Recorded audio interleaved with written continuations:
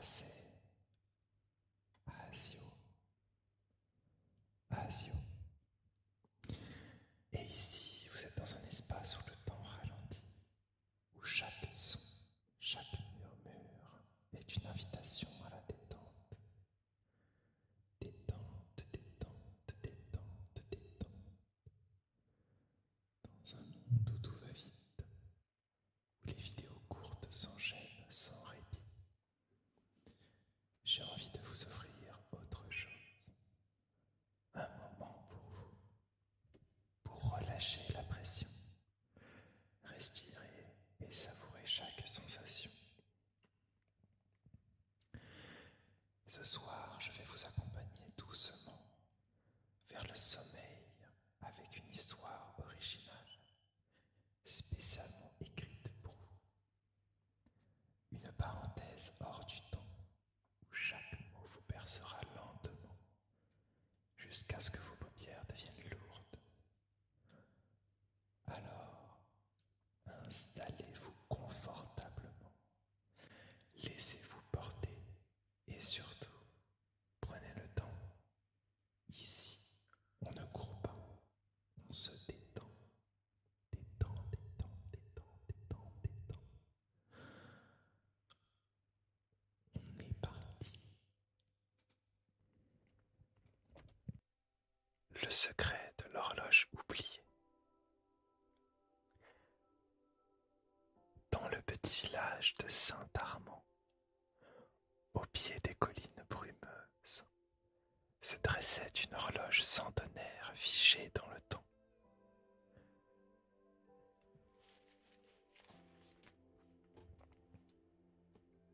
Nul ne savait pourquoi elle s'était arrêtée un soir de pleine lune, 100 ans auparavant.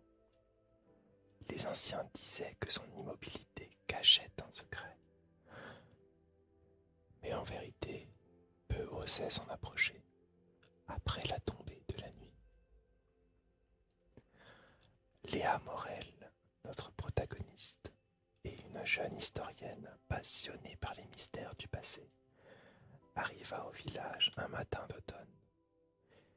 Déterminée à découvrir la vérité, munie de carnets remplis de notes, elle interrogea les habitants, tenta d'accéder aux archives de la mairie et examina l'horloge sous tous les angles.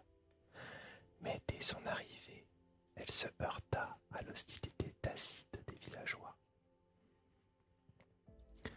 On lui répondait par des demi-silences, des regards fuyants et des rumeurs vagues qui semblaient s'évanouir dès qu'elle tentait d'en savoir plus.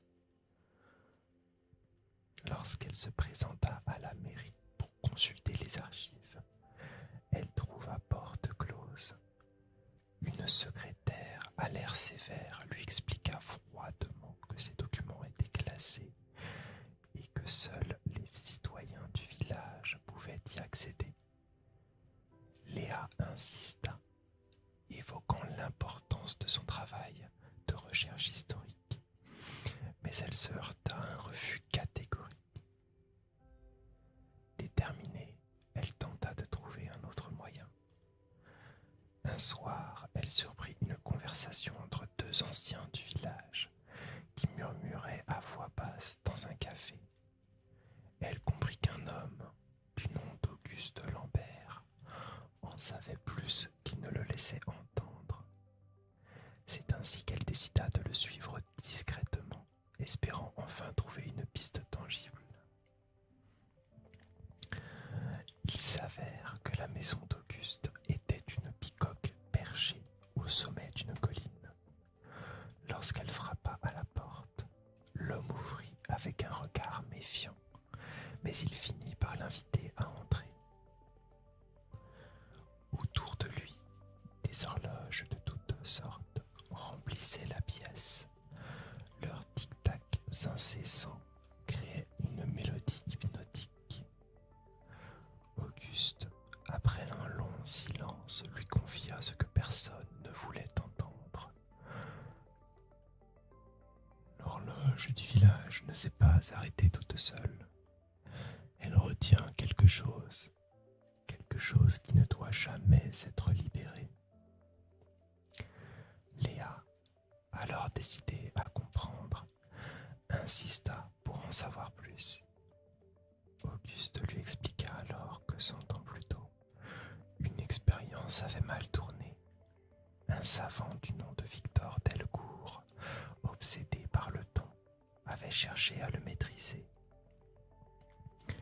En manipulant un mécanisme secret caché dans l'horloge, il avait ouvert une brèche temporelle. Mais ce qui émergea était une présence obscure, informe et tourmentée. Lorsqu'ils actionnèrent l'engrenage de l'horloge, l'obscurité se propagea lentement à travers les ruelles de Saint-Armand. Des murmures sourds s'élevèrent et une force invisible fit trembler les murs. Léa et Auguste observèrent les habitants se raidir comme si une vague glaciale s'emparait de leurs âmes. L'ombre semblait se nourrir de leurs émotions les plus sombres. Puis soudain, l'entité fondit sur Léa. Elle se retrouva projetée dans un dédale de ruelles qu'elle ne reconnaissait plus. Le village semblait distordu, comme un reflet brisé d'une réalité autrefois familière. Les bâtiments étaient en ruine et des ombres chuchotaient son nom d'une voix sifflotante. Léa erra longtemps dans cet espace onirique et cauchemardesque, cherchant un repère. Bientôt, elle fut confrontée aux habitants, mais ils n'étaient plus eux-mêmes. Le boulanger, jadis chaleureux, l'accusa d'avoir volé son pain. La vieille institutrice, qui lui avait confié des récits du passé, la traita de menteuse et de manipulatrice.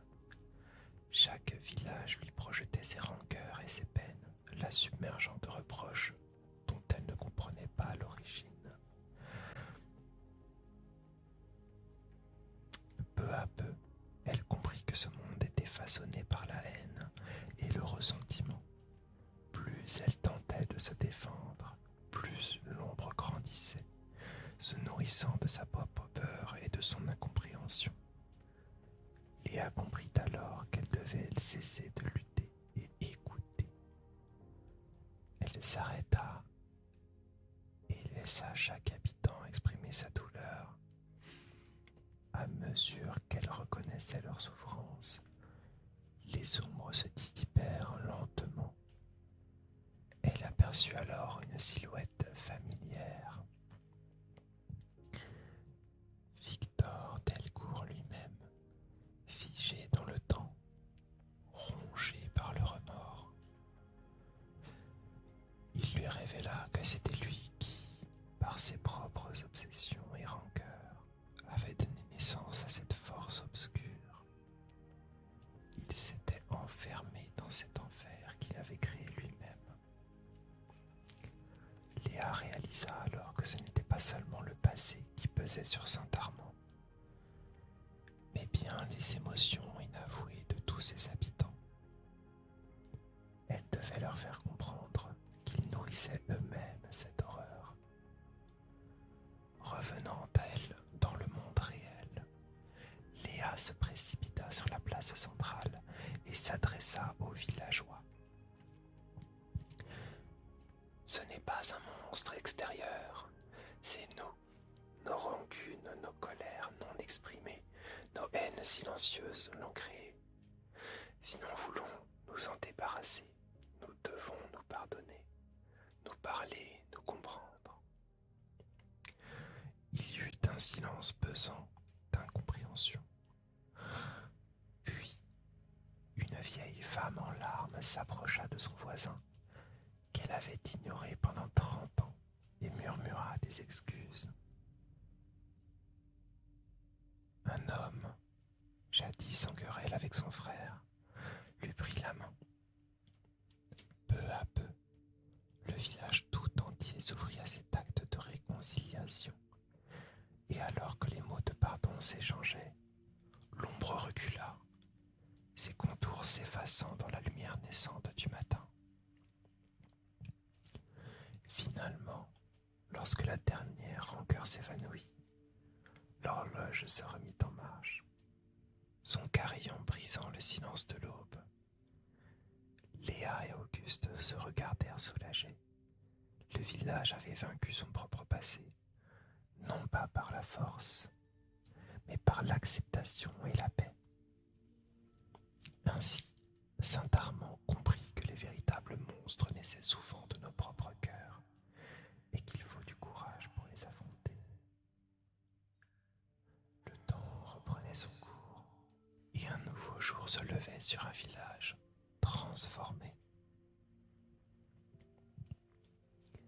J'espère que cette petite histoire vous aura plu, que vous avez bien pris le temps de penser à vous. Laissez cette morale imprégner votre esprit. Il faut souvent pardonner, discuter avec les autres, dissiper tout malentendu. C'est ainsi qu'on vivra peut-être dans un monde un peu meilleur. Et vous en serez alors une pièce angulaire. Quant à moi, il ne me reste qu'à vous souhaiter une belle nuit, si vous ne dormez pas déjà. Et je vous souhaite